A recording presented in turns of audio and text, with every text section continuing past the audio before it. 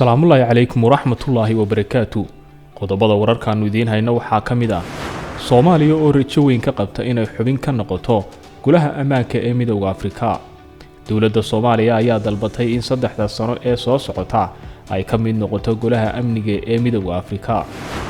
Dowladda Turkiga oo muddada u kordhisay ciidamadeeda ku sugan xeebaha Soomaaliya iyo gacanka cadmeed.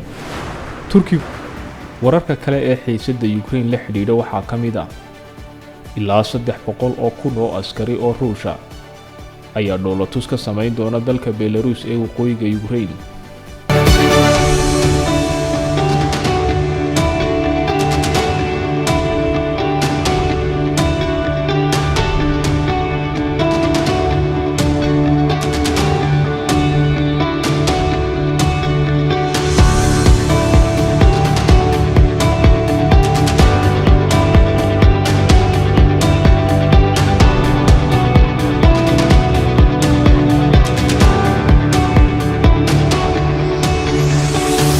weli waxaynu ku jirnaa wararkii dhinaca waddanka Soomaaliya oo rajo weyn ka qabta in ay xubin ka noqoto Golaha Ammaanka ee Midowga Afrika. Safiirka Soomaaliya u fadhiya dalka Itoobiya Cabdilaahi Axmed Jaamac oo loo yaqaano Ilkajiir ayaa sheegay in uu aad ugu rajo weyn yahay in waddanka Soomaaliya loo doorto xubin ka tirsan Golaha Ammaanka iyo nabadgelyada Midowga Afrika. Ambassador Cabdilaahi Axmed Jaamac Ilkajiir oo la hadlayay warbaahinta dawladda isagoo ka qayb galay shirka Midowga Afrika ee ka socda magaalada Addis Ababa waxa uu sheegay in dawladda Soomaaliya ay dalbatay in 3 sano ee soo socota ay ka mid noqoto Golaha Amniga ee Midowga Afrika. Doorashada xubnaha Golaha Ammaanka ayaa dhacaysa caawa. Safiirku waxa uu sheegay inuu kalsooni ku qabo dadaalada ay Soomaaliya ugu jirto ka mid noqoshada Guddiga Midowga Afrika ee nabadda iyo ammaanka. Tiiman badan oo isaga kala yimid Muqdisho iyo Washington ayaa isugu yimid safaaradda Soomaaliya ee Addis Ababa si hawshaas looga midho dhaliyo. Meel aad iyo aad u fiican ayayna maraysaa. Waxaan ku rajo weynahay ilaa caawa in aan ka soo farxino ummadda Soomaaliyeed meel kasta ay joogaan. Sidaas waxa yidhi safiirka Soomaaliya u fadhiya waddanka Itoobiya Ambassador Cabdilaahi Axmed Jaamac oo ka hadlayay xaaladan iyo rajada ay Soomaaliya ka qabto inay kaga mid noqoto Golaha Ammaanka ee Midowga Afrika. Wasiirka arrimaha dibadda Soomaaliya Cabdisaciid Muuse Cali ayaa hogaaminaya wafdiga Soomaaliya uga qayb galaya shir madaxeedka Midowga Afrika kaas oo lagaga hadlay arrimo ay ka mid yihiin wax ka qabashada saameynta cudurka COVID-19, amni xumada iyo horumarka dhaqan-dhaqaale ee qaaradda Afrika. Booqashadiisa ayaa ku timid martiqaad rasmi ah oo uu madaxweynuhu ka helay Ukraine. Hogaamiyaha Turkiga ayaa la kulmi doona dhigiisa kulan foolka fool ah kadib xaflad soo dhow. Kulanka kadib Erdogan iyo madaxweynaha Ukraine ayaa la filayaa in ay kala saxeexdaan heshiisyo kala duwan oo ay shir jiraa'id si wadajir ah ugu qabtaan magaalada caasimadda ah ee Kiev. Maanta oo Khamiis ah ayaa ku beegan sanadkii 3aad ee xiriirka diblomaasiyadeed ee u dhaxeeya Turkiga iyo Ukraine.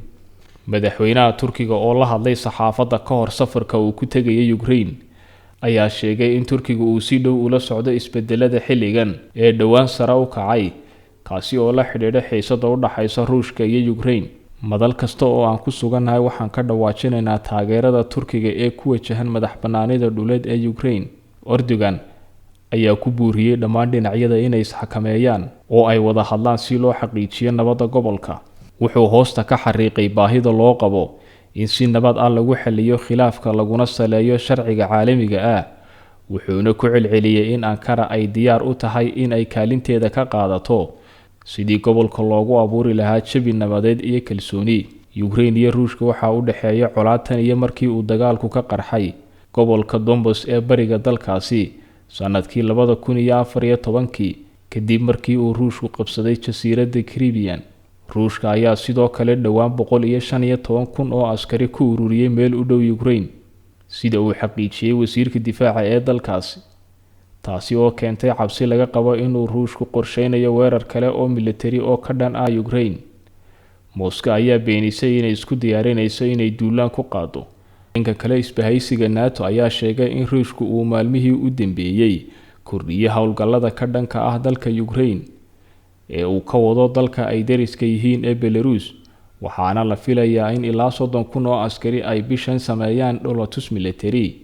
Dhoolatuska Russia Belarus oo socon doona ilaa 20 bishan aynu ku jirno ayaa Moscow siisay gabaad ay ku kordhiso ciidamadeeda ku dhow Ukraine xilli ay Mareykanka iyo Britain ka digeen in Moscow ay isku diyaarinayaan dagaal ka dhaca Ukraine.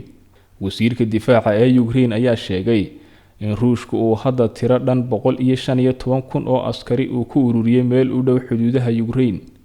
ruushka ayaa beeniyay inuu qorsheynayo inuu dagaal ku qaado Ukraine, waxaanu ku tilmaamay dhoolatuska xulafada Belarus inuu yahay mid uu iskaga celinayo gardarrada dibadda. ma aysan shaacin tirada ciidamada halkaasi ku sugan, balse waxa ay sheegeen in dhoolatuska kadib ay soo bixi doonaan. xogayaha guud ee isbahaysiga NATO ayaa arrintaasi walaac ka muujiyay. maalmihii ugu dambeeyay waxaan arkaynay dhaqdhaqaaq weyn oo ciidamada militariga ruushka ay ku galeen Belarus.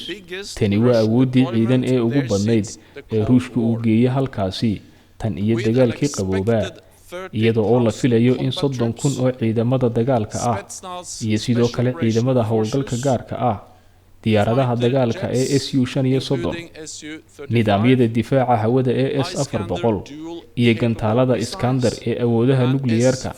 wasiirka difaaca ee ruushka ayaa tagay Belarus si uu u kormeero ciidamada ruushka iyo Belarus, waxaana lagu wadaa in uu la kulmo hogaamiyaha Belarus sida ay sheegtay wakaaladda wararka ee Interfax.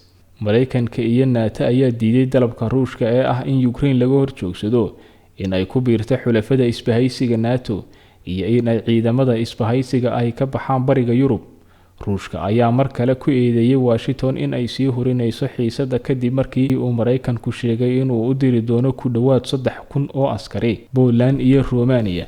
Pentagonku waxa ay sheegeen in ujeedadu ay tahay in Putin iyo caalamka loo diro fariin adag. baarlamaanka dalka Turkiga ayaa meel mariyay mooshin ogolaanaya in ciidamada Turkiga ee ku sugan xeebaha Soomaaliya loo kordhiyo joogitaanka ilaa 10 bisha February ee 2023. ansixinta ayaa ku soo beegmaysa xilli ciidamada Turkiga u tababaray Soomaaliya lagu dhaliilay in madaxweyne Farmaajo uu arrimo siyaasadeed u adeegsado. waa markii 14aad ee Ankara ay kordhisay joogitaanka guud ee ciidamadeeda gacanka cadmeed tan iyo markii ugu horeysay ee uu baarlamaanku ansixiyay sanadkii 2008. madaxweynaha Turkiga ayaa ka codsaday baarlamaanka dalkaasi muddo kordhin dheeraad ah oo la siiyay joogitaanka ciidamada Turkiga ee badaha xeebaha Soomaaliya. howlgallada ciidamada Turkiga ayaa ku eekaa 10 February ee sanadkan 2022. Turkiga ayaa ka mid ah dalalka ay ciidamadu ka joogaan gacanka cadmeed